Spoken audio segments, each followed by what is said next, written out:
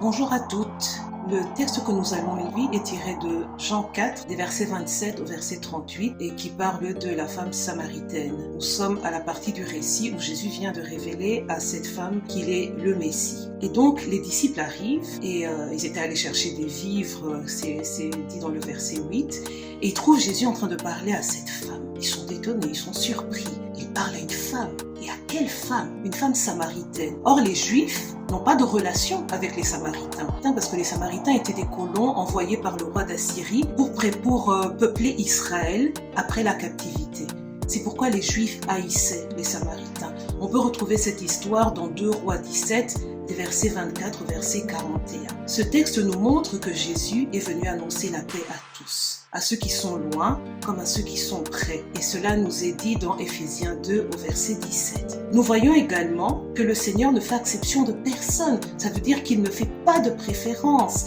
Et ça, c'est une révélation que Pierre, l'apôtre Pierre a reçue et que l'on peut trouver dans Acte 10 au verset 34. Comme il a pu le révéler à Pierre dans cette histoire, avec l'histoire de Corneille que nous connaissons et que nous pouvons lire dans tout le livre, dans tout le chapitre 10 du livre des Actes des Apôtres, le Seigneur ne fait exception de personne. C'est une bonne nouvelle pour chacune d'entre nous, c'est une bonne nouvelle pour vous, c'est une bonne nouvelle pour moi. Non seulement en tant que femme, le Seigneur ne fait pas de préférence, mais c'est la même chose pour chaque être humain. Notre Dieu ne fait pas de préférence. Le Seigneur accueille ici une femme samaritaine. Le Seigneur a laissé la femme pécheresse le toucher. On peut trouver ce récit dans Luc 7 au verset 38. Le Seigneur a laissé une femme impure le toucher.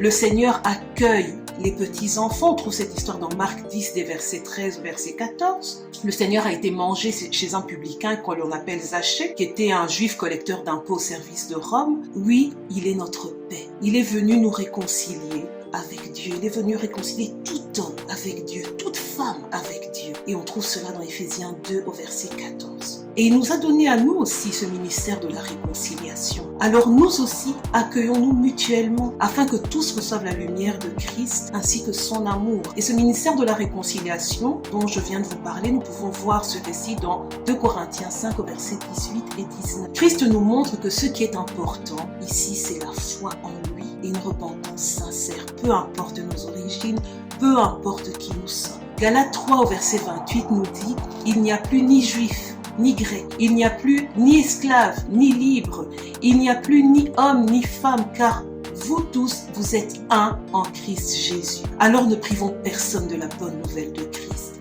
Il nous a accueillis tels que nous sommes. Nous aussi, nous pouvons faire de même en nous accueillant les unes les autres. Que le Seigneur vous bénisse toutes et joyeux Noël.